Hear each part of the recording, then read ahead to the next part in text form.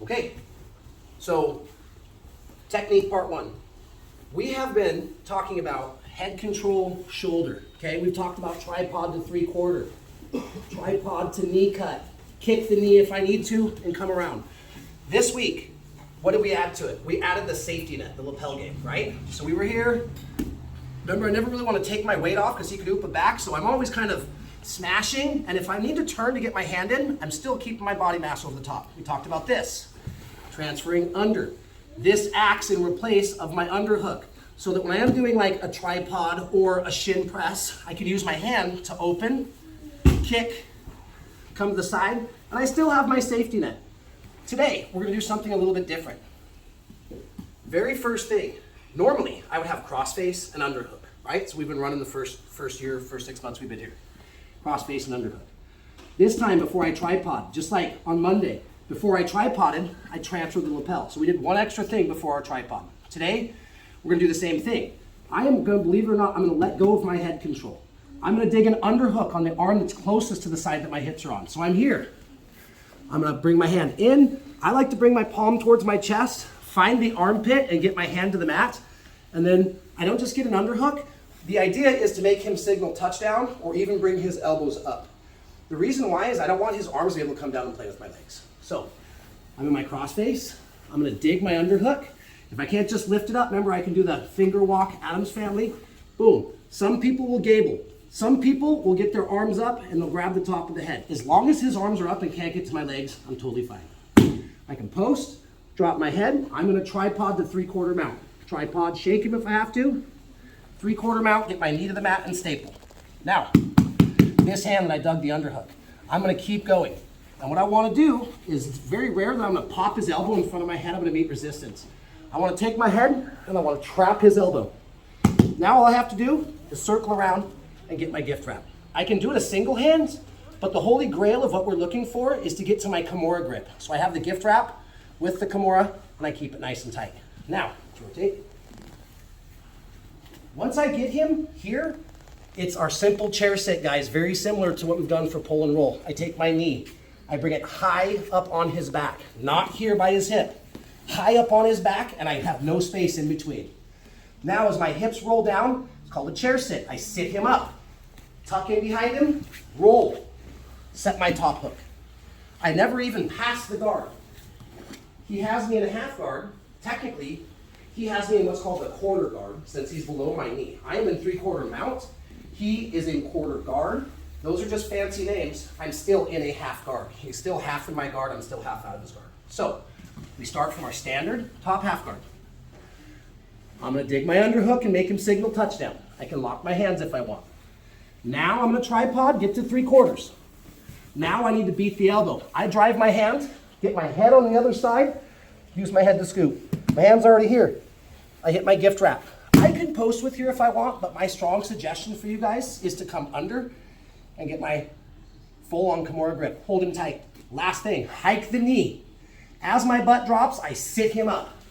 Now I roll all the way across my body, and if you notice, this hook that he's holding onto works against him because it already sets my first hook. Come across, set the top side hook, and I have the back. So one more time, we'll show a different angle so you can track my legs on this. Can I have your head that way? Get the underhook, touchdown. Tripod to 3/4. Clear the elbow, hit my gift wrap. One hand in post or Kimura grip. Knee comes high and tight. As I drop, I chair sit, pull him across my body, set the top side hook, okay? And from here, obviously, we can start to choke. I can work back into different submissions if I need to. We will throw in the submission probably on Friday. Any questions, I will be around. I'm gonna put like 8 minutes on the clock for this. If we need 10, we'll take it. This is one of the most important techniques of jiu-jitsu. We're cutting out a bunch of position exchanges, and we're slipping right to the back from a half guard. Ready? 1, 2, 3. So you guys know me, I like to teach in series, if then. If I do this, I do this, I do this. But if they do this, then I do that. Today is just not one of those days because I want to give you guys like the really, really good stuff. The Darce choke. For any guys ever looked it up, it's not D-A-R-C-E. There's like D with like an apostrophe, A-R-C-E. It was named after a guy who did this a long time ago. I'm sure this move's been around for thousands of years, but this was named after somebody who did this a long time ago. Just like the Kimura, just like the von Flue choke, this is one of those things. Everybody calls this a darce. I don't even know what the translation or what the direct name is in Japanese, sorry. I didn't speak English, not Japanese, but I do remember some things. So this is gonna be a reactionary thing. Can I always, like if I wanted to, can I give them an underhook to run the darce? I could, but that wouldn't make a lot of sense because I can get burned playing with fire here. He starts to move to my back. But if we think back, it was last week, right? We did bottom half guard, and we've done it before where this person digs an underhook, now they've got an avenue to my back. Let's just name some of the techniques real quick so we're all on the same page. He has the walk around sweep, and he has a roll under sweep. There are more, but those are the ones that everybody on this mat so far has worked with. So I need to have additional tools for when they dig this underhook. So now, forget about the double underhooks. We did the chair sit. This is one of those days where A is not necessarily correlated to move B. He digs the underhook. I don't want him to. He digs the underhook. He digs the underhook. He starts to come up on his side. Okay. If we have time for technique number 3, I will show you how to bob the head, pummel, and lay him back down. Super simple stuff. If we don't get to it today, we will use that as a warm-up on Friday. But let's get with the good stuff. First off, I'm in his half guard, which is going to work for me in a second with this darce because I get to sit on his leg and trap him. Later, we're going to talk about the counters to the darce, which is going to involve him getting his legs free so he can swing. So for right now, this is actually good for me when he does this if I want the submission, despite it's a high percentage. He digs the underhook, he gets up. Here's what I'm going to do. My hands should have already kind of been here, whether I have a shoulder grip or an armpit grip. Some people like to lay the palm on the spine, which we're going to talk about later in the future, and I can really smash and crank him. Either way, he digs the underhook, he gets on his shoulder, my hand is uncovered. So what I'm going to do is, remember we talked about whizzer? Okay? This almost starts out like I'm doing a whizzer. He has the underhook. I'm going to get my arm and start to drive it down so it kind of pins him in place and he can't get his shoulders up. My other hand, since he got up onto his side and alleviated some weight, I'm going to go palm up. The way I like to do this is I will actually lift his head up. I will palm his ear, pull his head up to put a bend in his spine. I have right now what would be a whizzer, but really my hand isn't going to stay in between our chest. It's going to come under his armpits and start to emerge by his throat. See how my hand is right here, lifting his head? If I don't, this is harder for me to get my arm through. So when he digs this underhook, I basically start, go ahead and go on your side. I get my whizzer and I pull his ear close to my head. Now this hand is going to punch from his armpit all the way through here. And again, I don't just want my fingers. I need to get my arm all the way through. Now, I'm going to keep my palm on his skull, pivot my hand, and I'm going to come in. Right here, guys, I'm doing basically a rear naked choke. I just have his arm and his neck. So if we're familiar with coming here and here, it's like a giant rear naked choke. This is the way I like to think about this. So again, he digs the underhook. He uncovers my hand. Go ahead. Okay, start with the whizzer, pull the head, shoot my hand through, and I'm pulling his head up and in to get my hand farther out.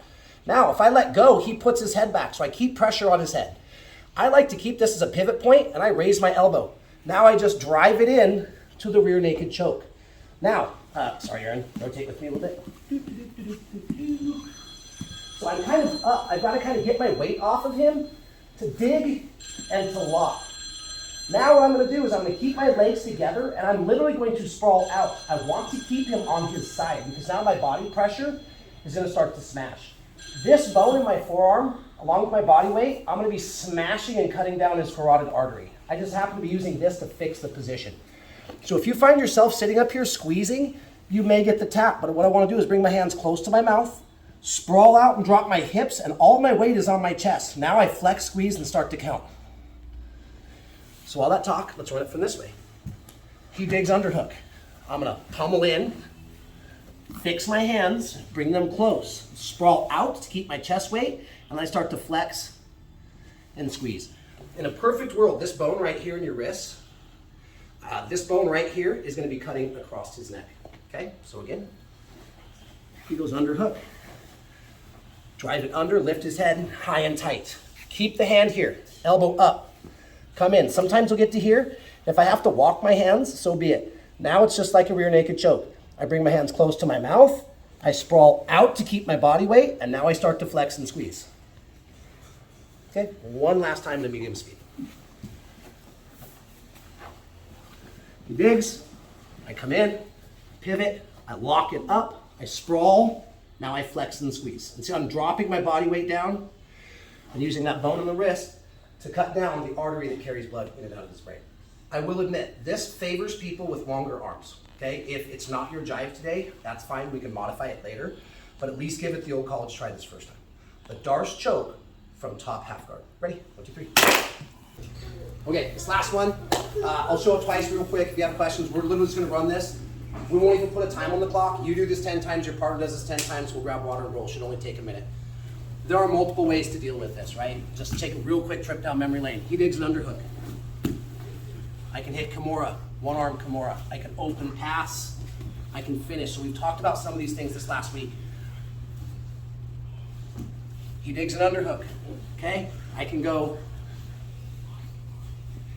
Darce choke. We just talked about that one. Let's talk about the easy one that's not gonna be me submitting and advancing. He digs the underhook. Now watch, my head is over this shoulder, agreed? It's gonna be hard for me to keep my head here and pummel in. So what I'm gonna do is, we just call this bobbing our head, at least I do. I bob my head to the other side. I like to put skull pressure to turn his chin. I take my hand, palm up, put it under his armpit.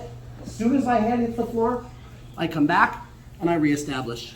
He's gonna dig again. I'm gonna bob my head, pummel under, fix my head position. He does it again. Bob, pummel, fix. One more time. Bob, pummel, fix. Did I advance a position and submit him? No, this isn't a counter, this is just a defense. So when he digs that underhook, bob the head. That gives me lots of space to pummel my arm under the armpit. Once my hand hits the mat, I can start to drive it forward, come back, and fix into position, okay? You go 10 times, they go 10 times. This is simply just pummeling back for the underhook. Ready? 1, 2, 3.